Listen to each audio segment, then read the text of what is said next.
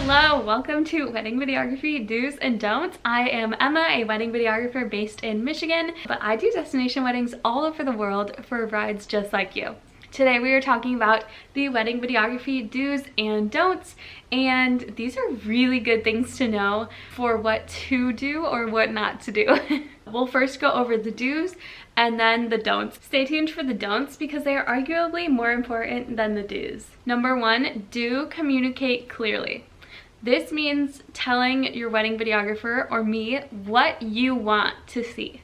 I can't promise I will get everything in there, but if you value like the first look with your dad more than some of the reception scenes, I'm gonna make sure I can get you what you want and create the most perfect wedding video for you. Communicate your vision, your preferences, and any specific requests you might have. Make sure I understand what you are expecting from me. Number two, do schedule enough time. This is a big one.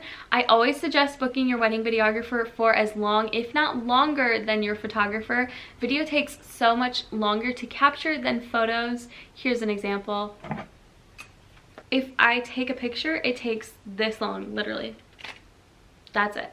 For video, I have to make sure you are smiling, whoever I'm getting is not paying attention to my camera, and I'm getting the right shot. There's not a lot of movement, there aren't shadows in the background, there aren't people or unaesthetic things in the background or in mirrors, all of this. And this shot was 18 seconds long.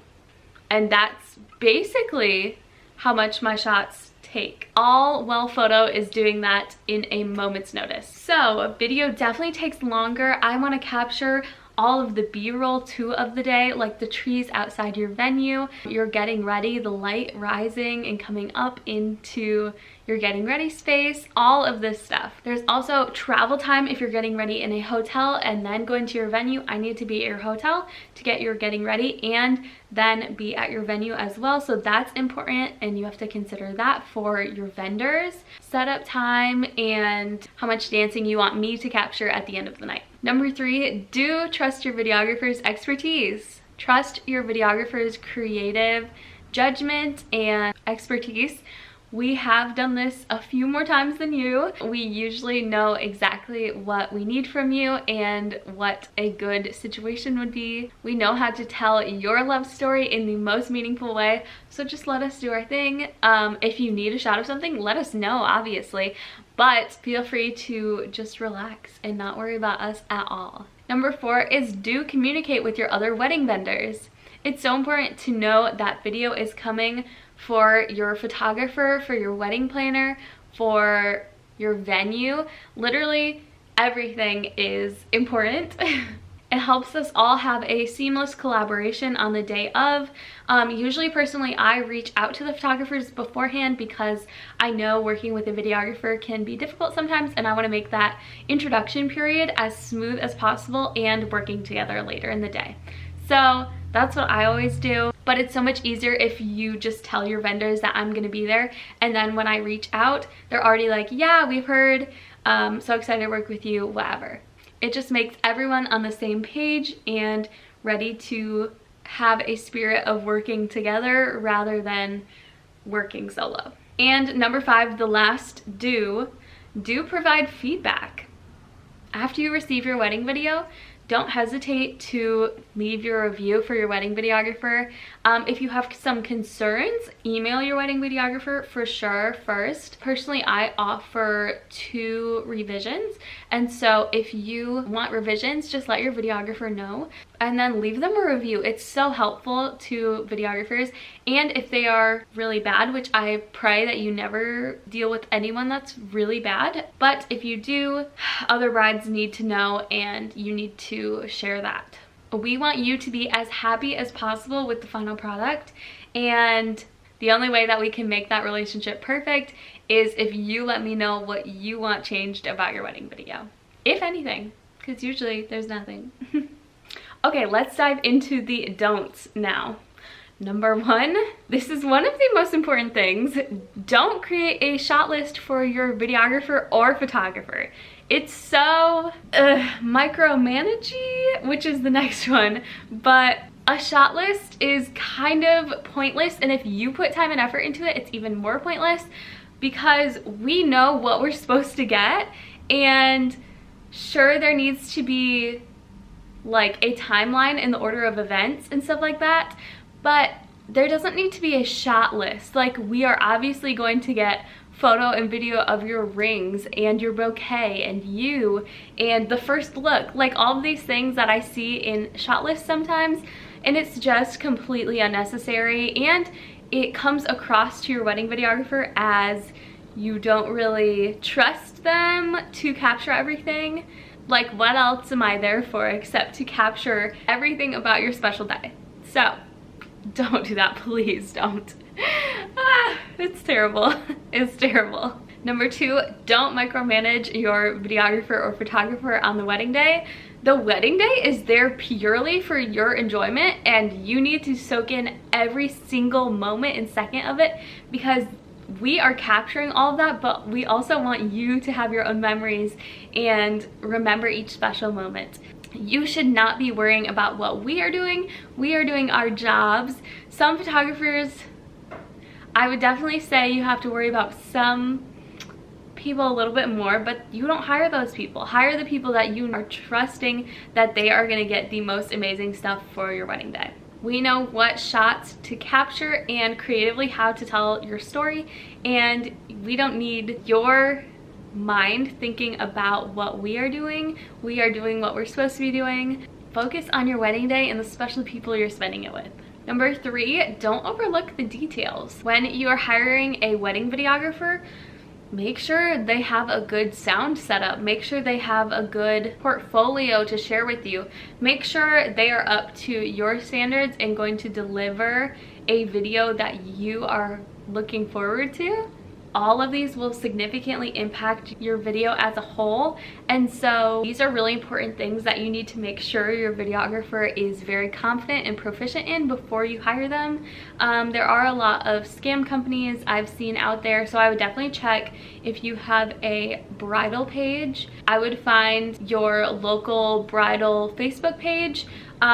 Here in Michigan, we have one called Michigan Displeased Brides, and it is spill all about the companies that have screwed people over, have not delivered the product they said they were going to, they promised. So I would definitely check a local Facebook group like that if you aren't super sure about their services. Also check their reviews. That's so important to hear what other people say about them, because reviews more likely than not are going to be honest. If there are some bad reviews, definitely take precaution.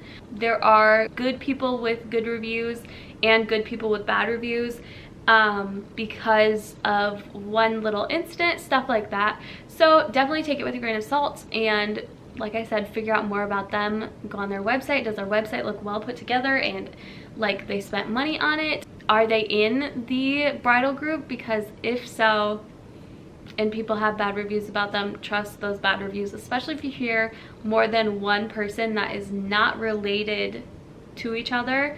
Those are so important. So I don't want you screwed on your wedding day because something fell through.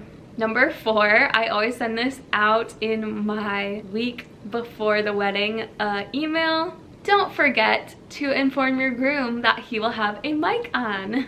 I do not usually, if the groom is not on the initial Zoom call I have with you, then I'm not going to meet him until the wedding day, other than seeing him on Instagram on your pictures. But usually I don't have an email or phone number anyway to contact him, so I leave that contact up to you, and I need you to tell him that he's gonna have a mic on, because I hate when I show up to a wedding day and the groom feels all of a sudden kind of cornered and restricted because he suddenly has a mic on.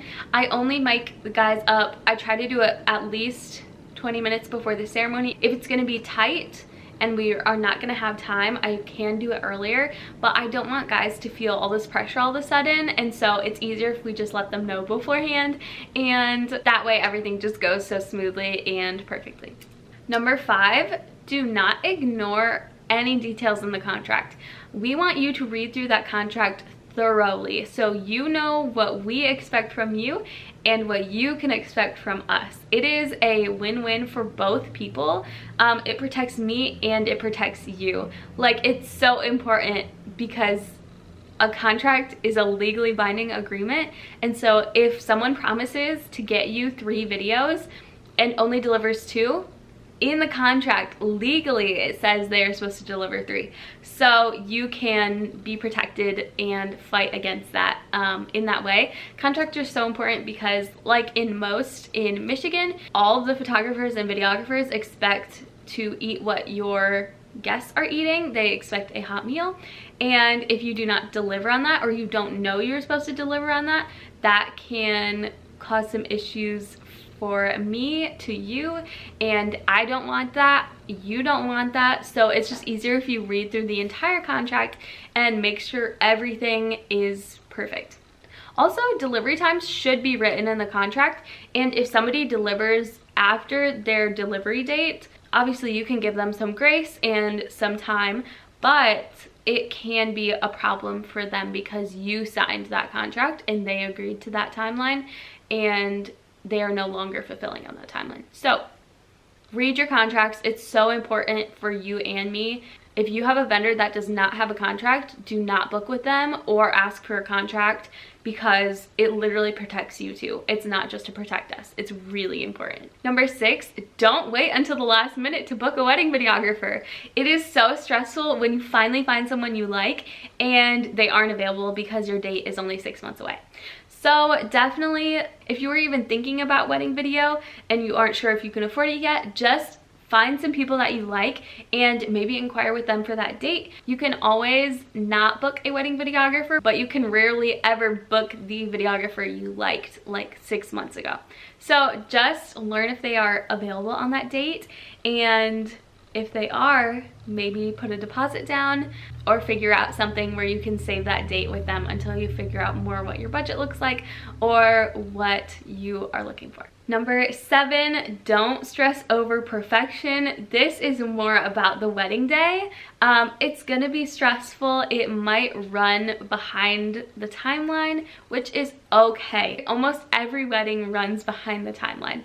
It's not a big deal. We are going to get back on time, and who's gonna do anything without you? You two are what this whole event is about, and so nobody's going anywhere without you two. It's not gonna move on without you. We are capturing everything so you don't have to worry about the stress and that it didn't look perfect, because it's authentic to what your wedding day is though. Like, it's so special because that's your wedding day and that's how it actually looked. And so if something gets a little out of whack or not in line anymore, like, it's not a big deal. Don't worry about it. Just keep celebrating you and your husband, because it's so special and so important for you two to enjoy your wedding day. Lastly, number 8, this one is for you again.